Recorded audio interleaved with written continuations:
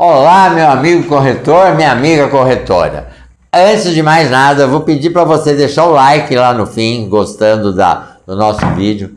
Vou pedir para você compartilhar com os amigos, com os colegas, com os vizinhos, com os parentes. Vamos aumentar a nossa... E o like também ajuda também a hackear a gente no sistema do YouTube, tá? Esse é o quarto vídeo que eu faço.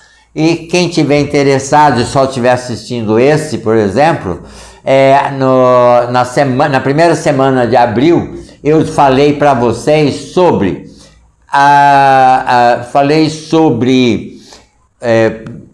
vistoria, início à vistoria, e falei também sobre o CMDU, Conselho Municipal de Desenvolvimento Urbano, o quanto que eu fiquei feliz de ver mais de 50% das pessoas voltarem a serem corretores.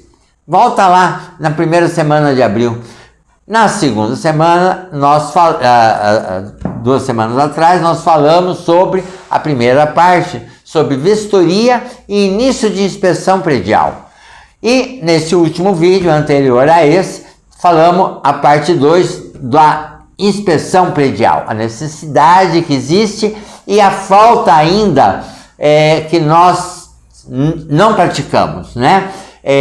Grandes centros já estão praticando, algumas cidades turísticas também estão praticando, em razão do seu grande desenvolvimento turístico, a exemplo de Balneário de Camboriú. Adoro Balneário Camboriú. Você que não conhece tem obrigação, corretor, corretora, você tem que conhecer Balneário Camboriú, tá? A inspeção predial lá é mais do que necessário, porque lá os prédios 40, 50, 60, 70 andares, né? Imagina entregar um prédio desse sem a inspeção predial. Quem faz essa inspeção? Quem comprou, é necessário. E disse nesse último vídeo também que ia falar e dar início a um assunto que é muito importante, sobre incorporação imobiliária. Muita gente fala, tem noção errada do que é incorporação imobiliária, tá? O que é incorporação imobiliária? O que se faz na incorporação imobiliária? Como que acontece uma incorporação imobiliária, né? A gente vê corretores, olha, o ciclano, o terranista, né? O proprietário do terreno, da área, no caso de um ou mais de um, a gente chama de terranista, né? É o termo usado. O terranista, o terranista incorporou com a empresa tal. O correto é falar, o terranista subrogou, tá? Em unidades com o incorporador tal. O que é o incorporador? O incorporador também, tá? É uma atividade empresarial. Ele, além de ser construtora, ele pode ser incorporador, pode ser distinto. Como eu assessoro incorporador e construtora, já vou dizer a você, a melhor maneira de pagar menos imposto é a mesma pessoa, ele tem uma empresa de incorporação e uma empresa construtora. Ela incorpora, faz o que tem que fazer e sai. Entra a construtora, tá? Tira a responsabilidade do incorporador? Não. Mas o que o incorporador tem que fazer para fazer a incorporação acontecer, tá? Fez, agora entra a construtora. Então, pouquíssimos corretores sabem quem são as pessoas a fazer incorporação, tá? Na lei de incorporação, que é de 65 e 64, 1965 e 64, ela fala lá, acho que artigo 28, salvo engano, quem são as pessoas que podem fazer a incorporação. Proprietário, incorporador, construtora incorporadora, já disse o proprietário, compromissário comprador, promitente comprador, e corretor de imóveis. Sim, o corretor de imóveis é citado na lei de incorporação. O corretor também pode ser incorporador. E tem muito corretor ficando milionário, vamos dizer, mas está com uma situação financeira muito boa. Tem vários cursos aí já sendo vendidos a 5, 6, 7, 10 mil para ensinar a pessoa a ser incorporadora. E quem que está habilitado? Essas pessoas que eu falei. Corretor pode ser incorporador, tá? O proprietário pode ser, o incorporador, o construtor incorporador. E existe uma documentação diferente para quem é cessionário comprador, o cessionário comprador ou promitente comprador. Tá? Precisa ter um cuidado na hora de fazer o contrato, que existem duas regrinhas, mas isso a gente deixa para o advogado, tá? Mas eu quero atingir o corretor nessa linha, né? O corretor pode ser também, pouca gente fala, mas nós não vamos falar do corretor ser incorporador. Para isso precisa de algumas horas. Eu vou falar para você que no mínimo são 12 horas de conhecimento, de legislação, de conduta. Então, vou falar para você, corretor, para agir como corretor, para achar áreas para você dar ao incorporador, aquele que faz acontecer, aquele que realiza, né? Então, veja, a incorporação é um ato de transformar uma área em condomínio, tá? Tem que ser em condomínio, tá?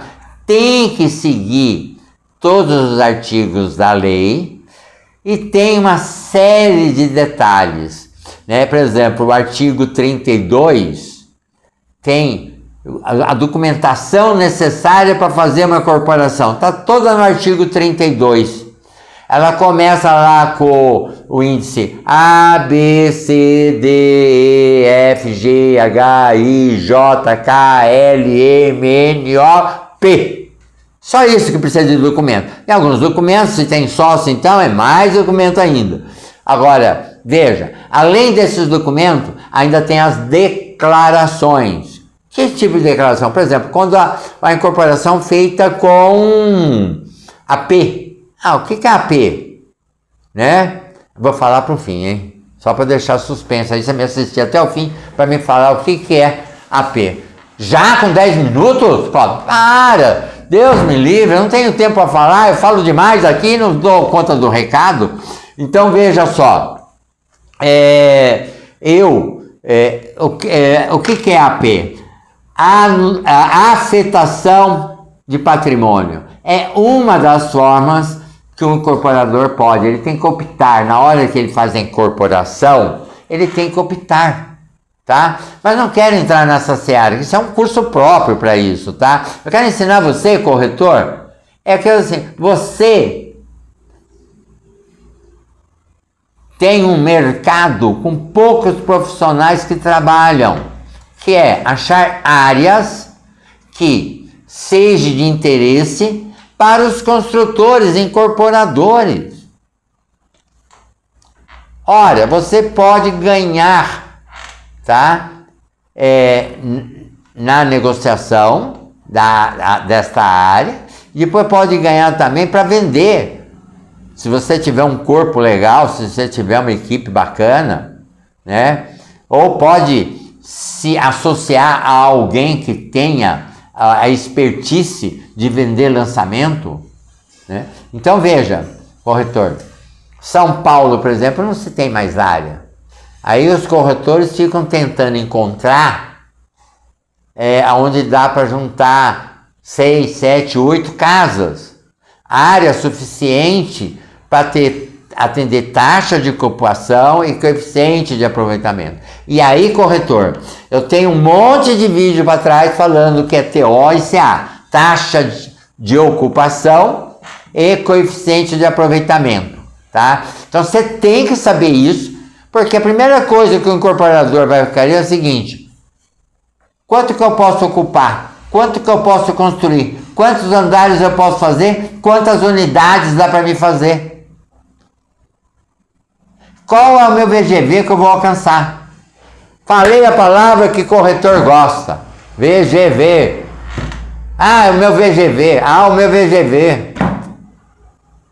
Gente, VGV é um índice que para alguns a pessoa se habilita por ele. E para outros, apenas um índice indicativo. Para mim é um índice indicativo. Mas tem outras coisas mais importantes, inclusive. Tá? Então, corretor, corretora, para você ir até um incorporador, uma construtora incorporadora, oferecer alguma coisa, você tem que saber taxa de ocupação no terreno. Tenho 1.000 metros, minha taxa de ocupação é 30%. Então, cada 1.000 metros eu posso fazer uma laje de 300 metros. O meu CA 3, o que é CA? Coeficiente de aproveitamento. 3 o quê? 3 vezes a área do terreno. Então, eu pego 1.000 metros vezes 3, dá 3.000 metros que eu posso construir. Numa laje de 300, ora, eu posso fazer 10 andares. Muitas legislações municipais, muitos planos diretor, o 10º ainda pode ser um duplex, usando 30%, 40%, 50%.